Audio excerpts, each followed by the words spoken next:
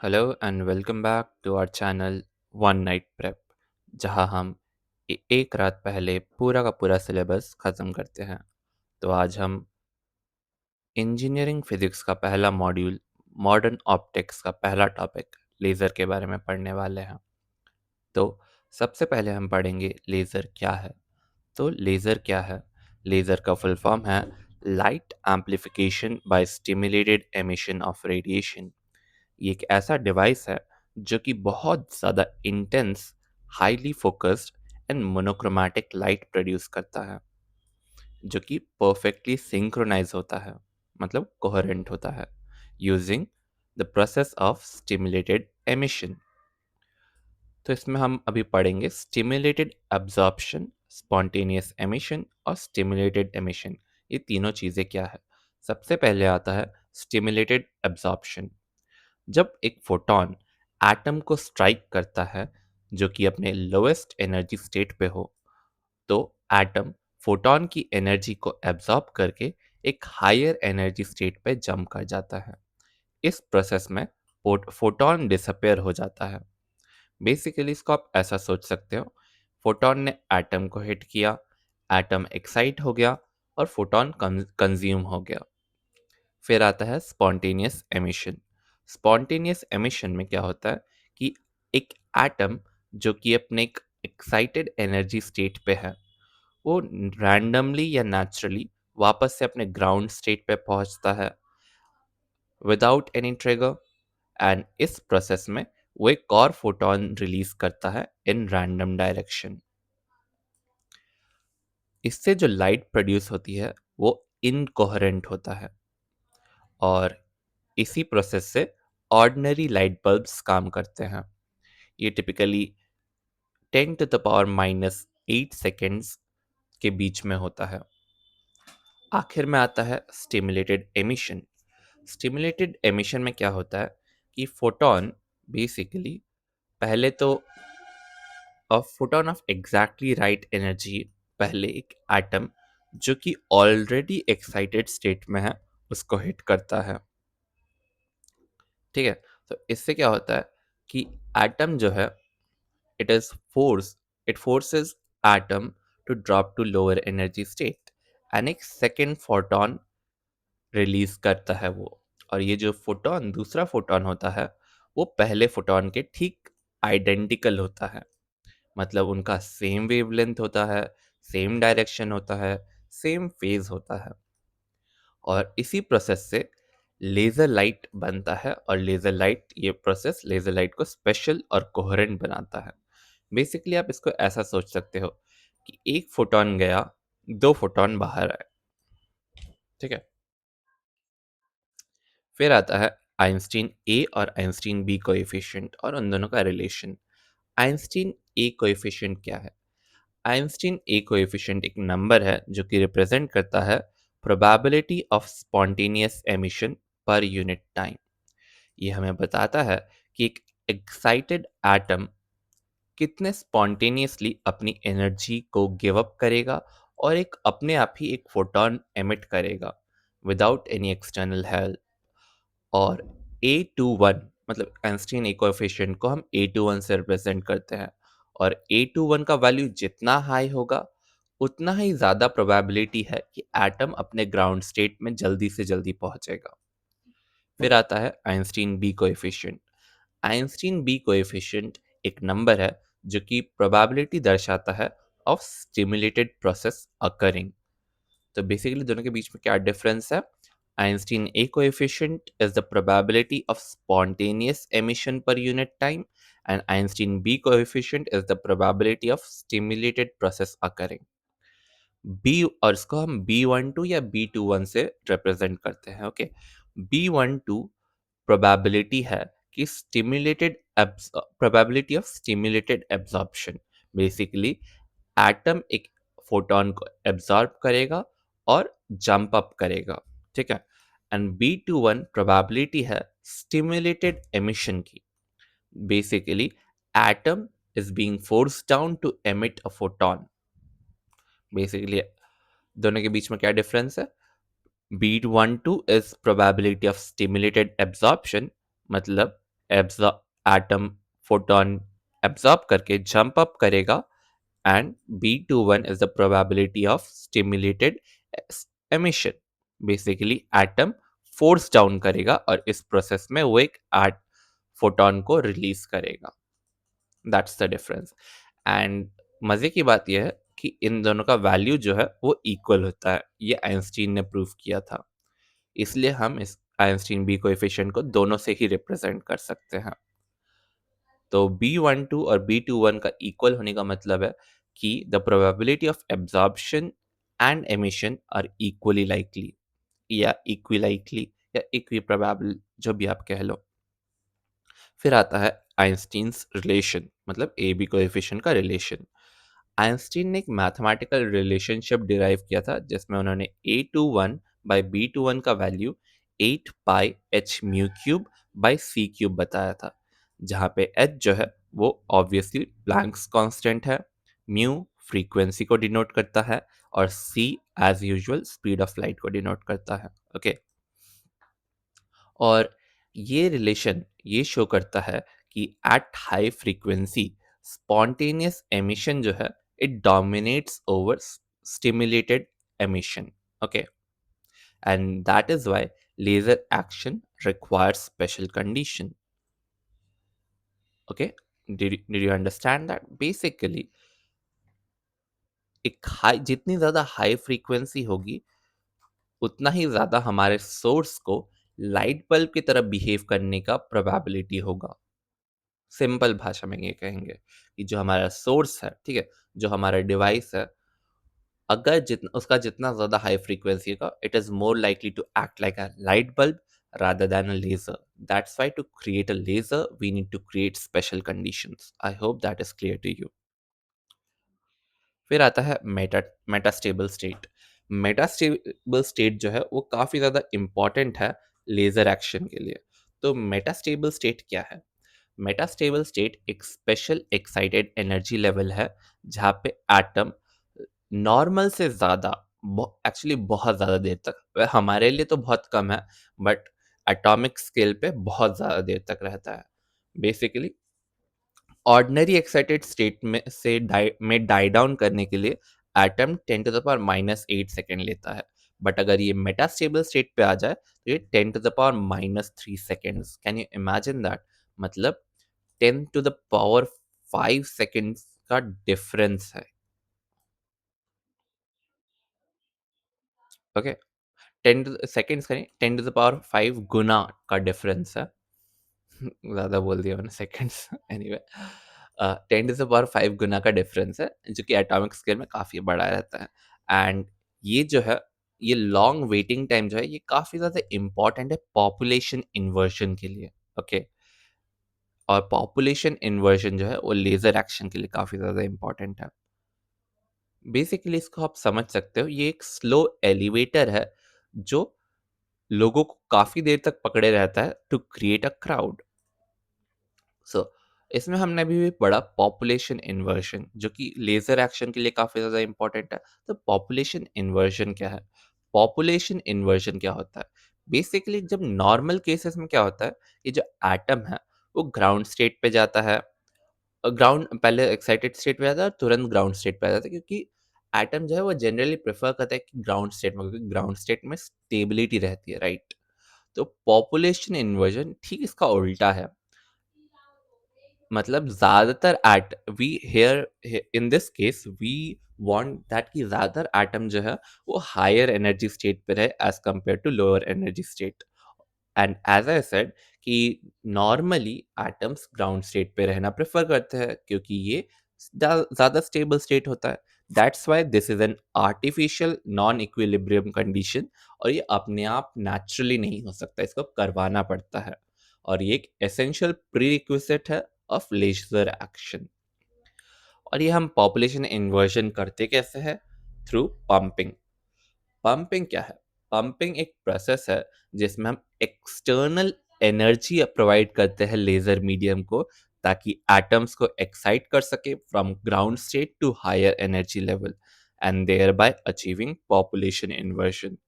Pumping कई प्रकार के होते हैं जैसे कि ऑप्टिकल पंपिंग हो गया, इलेक्ट्रिकल डिस्चार्ज पंपिंग हो गया, केमिकल पंपिंग हो गया, सेमीकंडक्टर इंजेक्शन हो गया। ऑप्टिकल पंपिंग में हम एक ब्राइट लाइट यानी कि फ्लैश लैंप या एक और लेज़र का इस्तेमाल करते हैं ताकि हम एटम्स को एक्साइट कर सके। ये रूबी लेज़र में काम आता है।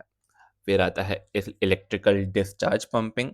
इसमें हम गैस से इलेक्ट्रिक करंट पास करते हैं और इसका इस्तेमाल हीलियम नियॉन लेज़र में किया जाता है। फिर आता है केमिकल पंपिंग, जिसमें हम एनर्जी रिलीज करते हैं फ्रॉम केमिकल रिएक्शन। फिर आता है सेमीकंडक्टर इंजेक्शन, जिसमें हम पीएन जंक्शन में इलेक्ट्रिक करंट इंजेक्ट करते हैं और इसका इस्तेमाल डायोड लेजर में होता है। फिर आता है ऑप्टिकल रेजोनेटर, जिसको हम लेजर कैविटी कहते हैं। यहीं पे लेजर बनता है। बेसिकली ऑप्टिकल रेजोनेटर क्या है? एक डिवाइस है जिसमें दो शीशे होते हैं, मिरर्स होते हैं, in exactly opposite to each other at the both end of the laser medium, somewhat like it looks like this.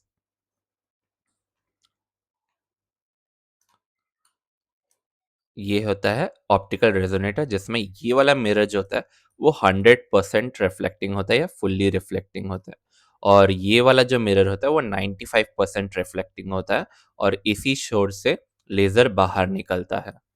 Okay, so as I said कि जो ऑप्टिकल रेजोनेटर होता है इसमें दो शीशे होते हैं exactly opposite to each other. One is fully reflective, that it reflects 100% of the light, and other is partially reflective, which reflects 95% of the light and lets out 5% through as the laser beam output.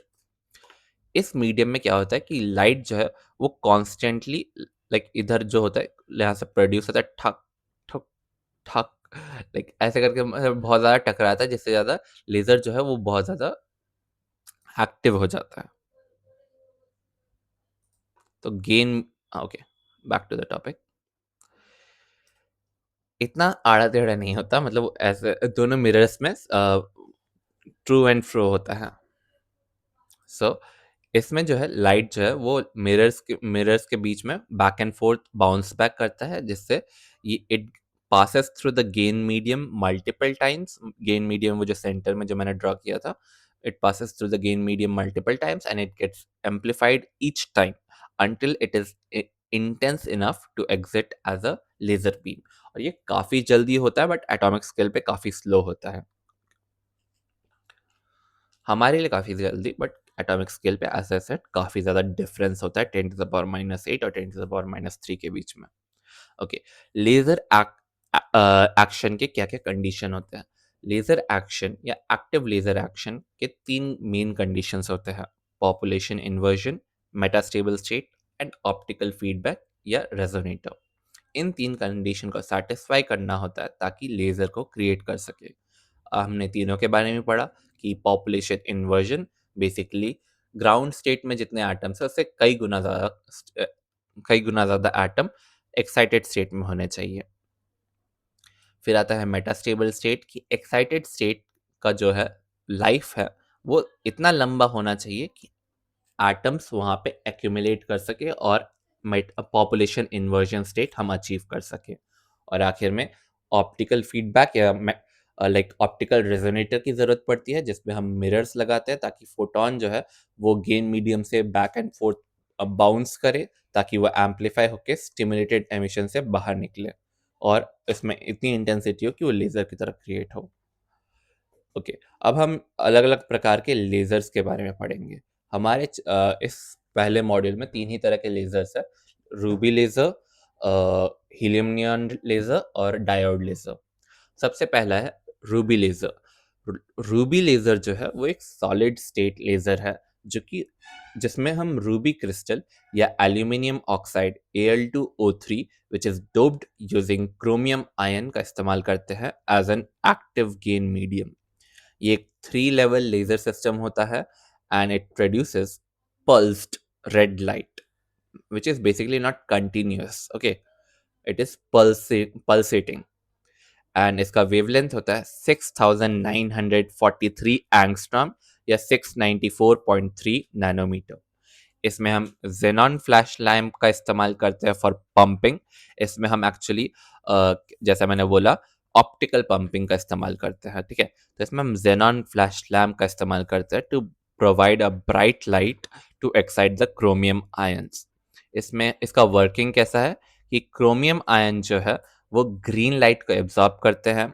It and then jumps from ground state to an excited state and quickly fall to a metastable state and get stimulated emission to produce 6943 angstrom या 640 94.3 nanometer red laser light. And because it is a 3 level system, इसमें high pumping power का इस्तेमाल होता है ताकि population inversion achieve किया जा सके, सिंस जो लेज़र लेवल है वो ग्राउंड स्टेट के पास होता है। ओके, फिर आता है helium neon laser. Helium neon laser एक गैस लेज़र है। बेसिकली क्या डिफरेंस था? रूबी लेज़र एक सॉलिड स्टेट लेज़र था एंड हीलियम नियॉन लेज़र एक गैस लेज़र है, जो हीलियम और नियॉन गैसेस का मिक्सचर का इस्तेमाल करता है as an active medium of ratio 10:1, मतलब 10 parts helium 1 part neon. It is a 4 level laser system. क्या डिफरेंस है? Ruby laser level ruby laser 3 level system था and helium neon laser 4 level system है। Ruby laser pulsating red light produce करता था। Helium neon laser एक continuous red beam produce करता है। Ruby laser 6943 angstrom पे काम करता था। Helium neon laser continuous red beam 6328 angstrom या 632.8 नैनोमीटर पे काम करता है। रूबी लेज़र में हम ज़ेनॉन फ्लैश लैंप या ऑप्टिकल पंपिंग का इस्तेमाल करते थे। हीलियम नियॉन लेज़र में हम इलेक्ट्रिकल डिस्चार्ज पंपिंग का इस्तेमाल करते हैं, जिसमें हम गैस ट्यूब में हाई वोल्टेज अप्लाई करते हैं। I hope this is clear, this basic difference, ये डिफरेंस आ सकता है। तो ये मैंने आपको 4 पॉइंट बता दिए। क्या कहते हैं?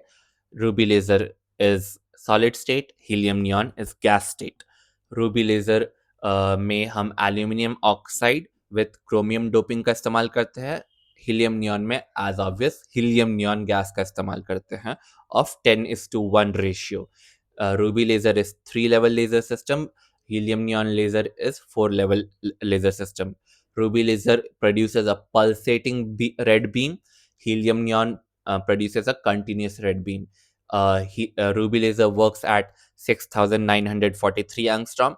Helium neon works at 6328 angstrom. Ruby laser uses optical pumping where they use xenon flash lamp. Helium neon laser uses electrical discharge pumping. तो ये 5 पॉइंट का डिफरेंस है। ओके, हीलियम नियॉन लेजर का वर्किंग पढ़ लेते हैं।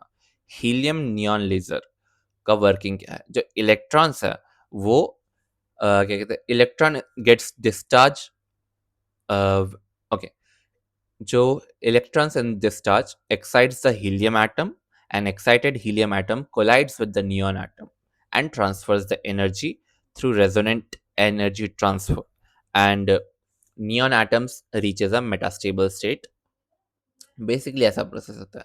ये एक इलेक्ट्रॉन है हमारा, ये हीलियम को टकराएगा, इलेक्ट्रॉन हीलियम से टकराता है, अपनी सारी एनर्जी इसको ट्रांसफर कर देता है, ये एक्साइट हो जाता है। फिर उससे भी बड़ा एक नियॉन एटम है, वो हीलियम एटम उससे जाके टकराता है और अपनी एनर्जी इस पर सारी ट्रांसफर कर देता है और ये एक्साइट हो जाता है और फिर ये मेटास्टेबल स्टेट पे जाता है। Okay, so as I was saying कि इसका वर्किंग कैसा है। बेसिकली इलेक्ट्रॉन डिस्चार्ज में जो इलेक्ट्रॉन है वो हीलियम एटम को एक्साइट करता है। एक्साइटेड हीलियम एटम जाके नियॉन एटम से टकराता है और नियॉन एटम में अपनी सारी एनर्जी को ट्रांसफर कर देता है through resonant energy transfer. Okay, और क्या होता है कि जो नियॉन एटम है वो मेटास्टेबल स्टेट रीच करता है एंड स्टिमुलेटेड एमिशन से neon atom laser light produce करता है and it is way more efficient than ruby laser because इसका जो लोअर लेजर लेवल है it is above ground state and ruby laser में जो लोअर लोअर लेवल था वो ग्राउंड स्टेट पे ही था।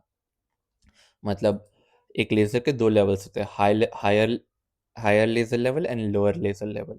लोअर लेज़र लेवल जितना ज़्यादा ग्राउंड स्टेट के पास होता है, वो उतना कम एफिशिएंट होता है। ले अ, 3 लेवल लेज़र 3 लेवल लेज़र सबसे मिनिमम लेवल लेज़र होता है, ओके? तो 3 लेवल लेज़र में जो उसका जो लोअर लेवल होता है, वो एग्ज़ैक्टली ग्राउंड स्टेट पे होता है, that's why it is very less efficient. Whereas for helium neon laser, the lower level is above ground state, hence it is more efficient and requires less pumping power. फिर आता है semiconductor laser. Semiconductor laser या diode laser एक compact laser है जो forward biased PN junction का इस्तेमाल करता है of direct band gap semiconductor, जैसे कि हो गया gallium arsenide as an active medium. ये काम कैसे करता है कि जब फॉरवर्ड बायस में electrons from N sides and holes from the P side are injected within the junction region, वो रिकम्बाइन करते हैं एट द जंक्शन, एंड इससे जो एनर्जी है, एनर्जी फोटोन को रिलीज करता है।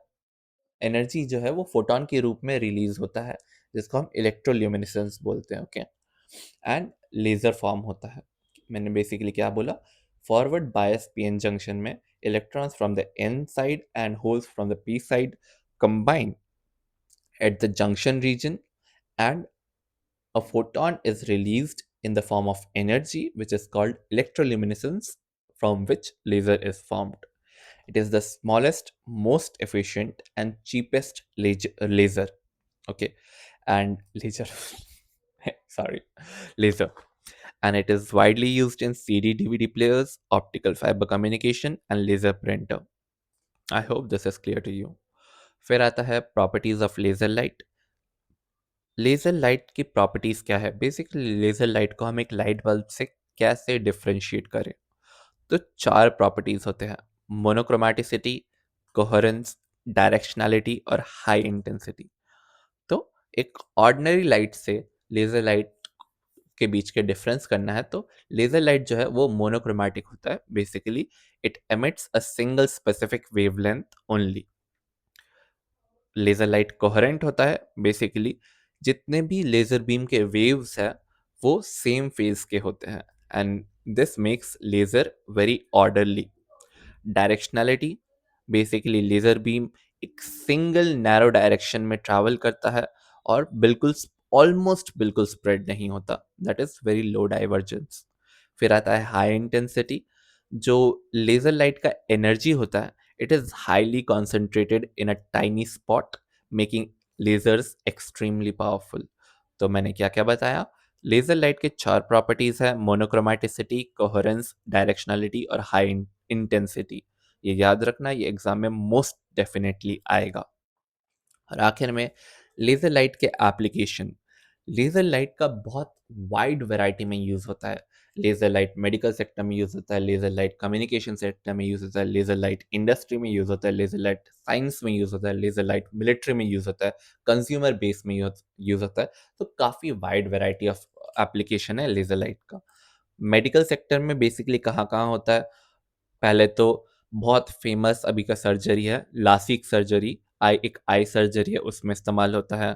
फिर आता है रेडियोथेरेपी में, लेज़र थेरेपी में, कैंसर ट्रीटमेंट में आता है, स्किन ट्रीटमेंट में आता है, सर्जिकल कटिंग में आता है, कम्युनिकेशन इंडस्ट्री में ऑप्टिकल फाइबर कम्युनिकेशन में आता है, लेज़र टेलीफोनी में आता है। इंडस्ट्री में laser is used for cutting, welding and drilling of metals. Within science, we use laser for spectroscopy, holography एक थर्ड टॉपिक है इस मॉड्यूल का, एंड मेजरिंग डिस्टेंसेस। मिलिट्री में range finder, target designator, laser guided missile. और consumer में barcode scanner, CD DVD, blu ray player and laser printer. तो काफ़ी wide variety of range है लेजर का। एंड विद दिस हमारा पहला मॉड्यूल का पहला टॉपिक लेज़र ख़त्म होता है। आई होप आपके सारे डाउट क्लियर हो गए हैं। कुछ भी डाउट हो तो आप कमेंट सेक्शन में बता सकते हैं। I will try my best to clear all your doubts. तो अब हम next lecture fibre optics second part of first module पे मिलते हैं। Till then see you next time, and like don't forget to like share and subscribe because we need to grow. Okay okay, चलो bye bye, all the best for exam.